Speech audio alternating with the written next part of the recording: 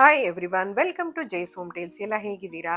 ಇವತ್ತು ನಾನು ಮಂಗಳೂರು ಸೌತೆಕಾಯಿ ಬಳಸಿ ಟೆಂಪಲ್ ಸ್ಟೈಲ್ ಸಾಂಬಾರ್ ಹೇಗೆ ಮಾಡೋದು ಅಂತ ತೋರಿಸ್ಕೊಡ್ತೀನಿ. ಇದು ಬಹಳ ಸುಲಭ ಹಾಗೂ ತಿನ್ಲಿಕ್ಕೆ ಬಹಳ ರುಚಿಯಾಗಿರುತ್ತೆ. ಹಾಗಾದ್ರೆ ಸಾಂಬಾರ್ ಮಾಡಲಿಕ್ಕೆ ಏನೇನು ಬೇಕು ಅಂತ ನೋಡೋಣ. ಅರ್ಧ ಕಪ್ ತೊಗರಿ ಬೇಳೆ, 2 ಟೊಮ್ಯಾಟೊ, ಅರ್ಧ ಕಪ್ ಕಾಯಿ ಚೂರು ಮಾಡಿ ಇಟ್ಕೊಂಡಿದ್ದೀನಿ, 1 ಟೇಬಲ್ ಸ್ಪೂನ್ ಕಡಲೆಬೇಳೆ, ಅರ್ಧ ಟೀ ಸ್ಪೂನ್ ಮೆಂತ್ಯೆ, 3 ಟೇಬಲ್ ಸ್ಪೂನ್ ಧನಿಯಾ, 1 ಟೇಬಲ್ ಸ್ಪೂನ್ ಉದ್ದಿನಬೇಳೆ, 1 ಟೀ ಸ್ಪೂನ್ ಜೀರಿಗೆ, 1.5 ಟೇಬಲ್ ಸ್ಪೂನ್ ಬೆಲ್ಲ, ಕೊತ್ತಂಬರಿ ಸೊಪ್ಪು, ಕರಿಬೇವು, 1 ಸಣ್ಣ ನಿಂಬೆಹಣ್ಣು ಗಾತ್ರ ಹುಣಸೆ ಹಣ್ಣು, ಸುಮಾರು 15 ಬ್ಯಾಡಗೆ ಮೆಣಸಿನ್ಕಾಯಿ, 1/2 ಟೀ ಸ್ಪೂನ್ ಅಷ್ಟು ಸಾಸಿವೆ ಹಾಗೂ ಹಿಂಗು. ಮೊದಲಿಗೆ ಇಲ್ಲಿ ನಾನು ಸಣ್ಣ ಸೈಜಿನ ಮಂಗಳೂರು ಸೌತೆಕಾಯಿನ ಹೆಚ್ಕೊಳ್ತಾ ಇದ್ದೀನಿ. ಸೌತೆಕಾಯಿ ಸಿಪ್ಪೆ ಸಮೇತ ಹಾಕಬೇಕು, ಒಳಗಡೆ ಇರುವ ಬೀಜ ಮಾತ್ರ ತಕೊಂಡ್ರೆ ಸಾಕು. ಸೌತೆಕಾಯಿ ಬದಲು ಬೇರೆ ತರಕಾರಿಗಳನ್ನು ನಾವು ಸಾಂಬಾರ್ಗೆ ಬಳಸ್ಬೋದು. ಬೀನ್ಸ್, ಕ್ಯಾರೆಟ್, ಆಲೂಗಡ್ಡೆ, ಗೆಡ್ಡೆಕೋಸೆಲ್ಲ ಹಾಕೊಳ್ಬೋದು. ನಾನು ಇಲ್ಲಿ ಮಂಗಳೂರು ಸೌತೆಕಾಯಿ ಬಳಸಿ ಸಾಂಬಾರ್ ಹೇಗೆ ಮಾಡೋದು ಅಂತ ತೋರಿಸ್ಕೊಡ್ತಾ ಇದ್ದೀನಿ. ಈ ರೀತಿ ಎಲ್ಲ ಮೀಡಿಯಂ ಸೈಜ್ ಹೋಳುಗಳು ಮಾಡಿ ಸ್ವಲ್ಪ ಉಪ್ಪು ಹಾಕಿ ಕುದಿಸ್ಕೊಳ್ತಾ ಇದ್ದೀನಿ. ಸುಮಾರು 5 ನಿಮಿಷ ಕುದಿಸ್ಕೊಂಡ್ರೆ ಸಾಕು, ಬೇಗ ಬೇಯುತ್ತೆ. ಪ್ರೆಷರ್ ಕುಕ್ ಮಾಡೋ ಅವಶ್ಯಕತೆ ಇಲ್ಲ. ಒಂದು ಪ್ಯಾನ್ಗೆ 1 ಟೇಬಲ್ ಸ್ಪೂನ್ ಎಣ್ಣೆ ಹಾಕೊಂಡು ಕಡಲೆಬೇಳೆನ ಹಾಕ್ಕೊಳ್ತಾ ಇದ್ದೀನಿ.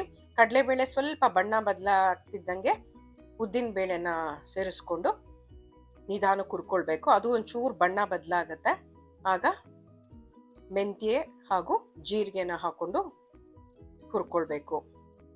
ನಂತರ ಧನಿಯಾನ ಸೇರಿಸ್ಕೊಂಡು ಲೋ ಫ್ಲೇಮಲ್ಲಿ ಚೆನ್ನಾಗಿ ಹುರ್ಕೊಳ್ಬೇಕು. 1 ಕಡ್ಡಿ ಕರಿಬೇವನ್ನು ಹಾಕೊಳ್ತಾ ಇದ್ದೀನಿ. ಇದು ಸ್ವಲ್ಪ ಬೆಚ್ಚಗಾಗೋ ತನಕ ಹುರ್ಕೊಂಡ್ರೆ ಸಾಕು. ಇದು ಒಳ್ಳೆ ಫ್ಲೇವರ್ ಕೊಡುತ್ತೆ ಸಾಂಬಾರ್ಗೆ. ಹಾಗೂ ಸುಮಾರು 15 ಬೇಡಿಗೆ ಮೆಣಸಿನ್ಕಾಯಿನ ಹಾಕೊಳ್ತಿದ್ದೀನಿ. ಇದು ಒಳ್ಳೆ ಬಣ್ಣ ಕೊಡುತ್ತೆ. ನಿಮ್ಗೆ ಖಾರ ಬೇಕು ಅಂತಂದ್ರೆ ಒಂದು 4ರಿಂದ 5 ಗುಂಟೂರು ಮೆಣಸಿನ್ಕಾಯಿನ ಸೇರಿಸ್ಕೊಳ್ಬೋದು. ಸಾಮಾನ್ಯ ದೇವಸ್ಥಾನದಲ್ಲಿ ಸಾಂಬಾರು ತುಂಬಾ ಖಾರ ಇರಲ್ಲ, ಅವ್ರು ಬರೀ ಬೇಡಿಗೆ ಮೆಣಸಿನ್ಕಾಯಿ ಬಳಸಿರ್ತಾರೆ. ನಂತರ ಅರ್ಧ ಕಪ್ ಅಷ್ಟು ತೆಂಗಿನಕಾಯಿ ಚೂರುಗಳನ್ನ ಹಾಕೊಳ್ತಾ ಇದ್ದೀನಿ. ತೆಂಗಿನಕಾಯಿನ ನಾವು ತುರಿದು ಕೂಡ ಸೇರಿಸ್ಕೊಳ್ಬೋದು. ಇದು ತಣ್ಣಗಾಗ್ಲಿಕ್ಕೆ ಬಿಡಬೇಕು. ಅಷ್ಟರಲ್ಲಿ ನಾನು ತೊಗರಿ ಬೇಳೆನ ಪ್ರೆಷರ್ ಕುಕ್ ಮಾಡ್ಕೊಳ್ತಾ ಇದ್ದೀನಿ. ಜೊತೆಗೆ ಸ್ವಲ್ಪ ಕರಿಬೇವು, ಕೊತ್ತಂಬರಿ ಸೊಪ್ಪು, 2 ಟೊಮೆಟೊ, ಚಿಟಿಕೆ ಅರಿಶಿನ ಹಾಗೂ 1 ಸ್ಪೂನ್ ಎಣ್ಣೆ ಹಾಕೊಂಡು ಪ್ರೆಷರ್ ಕುಕ್ ಮಾಡ್ಕೊಂಡಿದ್ದೀನಿ. ಬೆಂದಿರೋ ಕೊತ್ತಂಬರಿ ಹಾಗೂ ಕರಿಬೇವನ್ನ ತೆಗ್ದಾಕ್ಬಿಡ್ಬೇಕು, ಅದು ಫ್ಲೇವರ್ ಬಿಟ್ಟಿರುತ್ತೆ. ಮತ್ತೆ ಬೆಂದಿರುವಂತ ಟೊಮೆಟೊನ ತಗೊಂಡು ರುಬ್ಲಿಕ್ಕೆ ಹಾಕೋಬೇಕು. ಈಗ ಮಸಾಲೆ ಎಲ್ಲ ತಣ್ಣಗಾಗಿದೆ. ಅದನ್ನೆಲ್ಲ ಪೌಡ್ರ್ ಮಾಡಿಕೊಂಡು ನಂತರ ನಾನು ನೆನ್ಸಿಟ್ಕೊಂಡಿರುವ ನಿಂಬೆಹಣ್ಣು ಗಾತ್ರದಷ್ಟು ಹುಣಸೆ ಹಣ್ಣನ್ನ ರುಬ್ಲಿಕ್ಕೆ ಹಾಕೊಳ್ತಾ ಇದ್ದೀನಿ. ಜೊತೆಗೆ ಬೆಲ್ಲದ ಪುಡಿನೂ ಹಾಕೊಳ್ತಾ ಇದ್ದೀನಿ ಹಾಗೂ ಬೆಂದಿರುವಂತ ಟೊಮೆಟೊ ಕೂಡ ಸೇರಿಸ್ಕೊಂಡು ಫೈನ್ ಪೇಸ್ಟ್ ಮಾಡ್ಕೊಳ್ಬೇಕು. ತುಂಬಾ ನುಣ್ಣಕ್ಕೆ ರುಬ್ಕೊಳ್ಬೇಕಾಗತ್ತೆ. ಬೇಳೆನೂ ಹಾಗೆ ತುಂಬಾ ನುಣ್ಣಕ್ಕೆ ಬೇಯಿಸ್ಕೋಬೇಕು. ಬೇಳೆ ಕಾಣಿಸ್ಬಾರ್ದು, ಆ ರೀತಿ ಚೆನ್ನಾಗಿ ಬೇಯಿಸ್ಕೊಳ್ಬೇಕು. ಬೆಂದಿರುವಂತ ಬೇಳೆಗೆ ಈಗ ರುಬ್ಬಿರುವ ಮಿಶ್ರಣನ ಹಾಕೊಂಡು ಚೆನ್ನಾಗಿ ತಿರುಗಿಸ್ಕೊಡ್ತಾ ಕುದಿಸ್ಕೊಳ್ಬೇಕು. ರುಚಿಗೆ ತಕ್ಕಷ್ಟು ಉಪ್ಪನ್ನ ಹಾಕೊಳ್ತಾ ಇದ್ದೀನಿ. ಬೇಯಿಸ್ಕೊಂಡಿರುವಂತ ಸೌತೆಕಾಯಿನ ಕೂಡ ಈಗ ಸೇರಿಸ್ಕೊಳ್ತಾ ಇದ್ದೀನಿ. ಚೆನ್ನಾಗಿ ಕುದಿಸ್ಕೊಳ್ಬೇಕು ಸಾಂಬಾರನ್ನ. ಲೋ ಫ್ಲೇಮಲ್ಲಿ ಮುಚ್ಚಳ ಮುಚ್ಚಿ ಸುಮಾರು 10 ನಿಮಿಷಕ್ಕಿಂತ ಜಾಸ್ತಿ ಕುದಿಸ್ಕೊಂಡ್ರೆ ಒಳ್ಳೇದು. ಸಾಂಬಾರ್ ಎಷ್ಟು ಕುದಿಸ್ತೀವೋ ಅಷ್ಟು ರುಚಿಯಾಗಿರತ್ತೆ. ಇದೇ ಮೇನ್ ಟಿಪ್.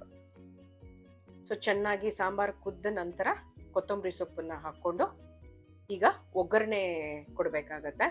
ಒಂದು ಬಾಣಲಿಗೆ ಎಣ್ಣೆ ಅಥವಾ ತುಪ್ಪನ ಹಾಕೊಂಡು ಒಗ್ಗರಣೆಗೆ ಸ್ವಲ್ಪ ಸಾಸಿವೆ, ಅದು ಸಿಡಿಲಿಕ್ಕೆ ಶುರು ಆದ್ಮೇಲೆ ಸ್ವಲ್ಪ ಜೀರಿಗೆನ ಹಾಕೊಳ್ತಾ ಇದ್ದೀನಿ.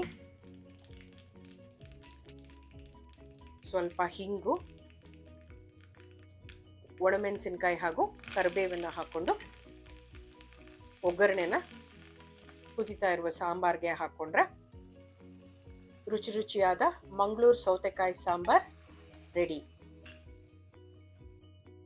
ಬಿಸಿ ಬಿಸಿ ಅನ್ನಕ್ಕೆ ತುಪ್ಪ ಹಾಕೊಂಡು ಜೊತೆಗೆ ಹಪ್ಪಳ, ಉಪ್ಪಿನಕಾಯಿ ಹಾಗೂ ಕೋಸಂಬರಿ ಜೊತೆ ತಿಂದ್ರೆ ರುಚಿ ಇನ್ನೂ ಚೆನ್ನಾಗಿರುತ್ತೆ. ನೀವು ಎಲ್ಲ ಖಂಡಿತ ಟ್ರೈ ಮಾಡಿ ಹೇಗೆ ಬಂತು ಅಂತ ತಿಳಿಸೋದು ಮರಿಬೇಡಿ. ನಿಮ್ಗೆ ಇನ್ಯಾವ ರೆಸಿಪಿ ಆದರೂ ಬೇಕಾದರೆ ದಯವಿಟ್ಟು ಕಮೆಂಟ್ ಸೆಕ್ಷನಲ್ಲಿ ತಿಳಿಸಿ, ನಾನು ಅಪ್ಲೋಡ್ ಮಾಡ್ಲಿಕ್ಕೆ ಟ್ರೈ ಮಾಡ್ತೀನಿ. ಯಾರೆಲ್ಲ ನನ್ನ ಚಾನಲನ್ನು ಸಬ್ಸ್ಕ್ರೈಬ್ ಮಾಡ್ಕೊಂಡಿಲ್ವೋ ಸಬ್ಸ್ಕ್ರೈಬ್ ಮಾಡ್ಕೊಳ್ಳೋದು ಮರಿಬೇಡಿ. ಪಕ್ಕದಲ್ಲಿರೋ ಬೆಲ್ ಐಕನ್ನ ಕ್ಲಿಕ್ ಮಾಡೋದು ಮರಿಬೇಡಿ. ನನ್ನ ಇನ್ಸ್ಟಾಗ್ರಾಮ್ ಹಾಗೂ ಫೇಸ್ಬುಕ್ ಪೇಜ್ ಜೇಸ್ ಹೋಮ್ ಟೇಲ್ಸನ್ನು ದಯವಿಟ್ಟು ಫಾಲೋ ಮಾಡೋದು ಮರಿಬೇಡಿ. ಮುಂದಿನ ವಿಡಿಯೋದಲ್ಲಿ ಮತ್ತೆ ಸಿಗೋಣ. Take care, love you all, bye.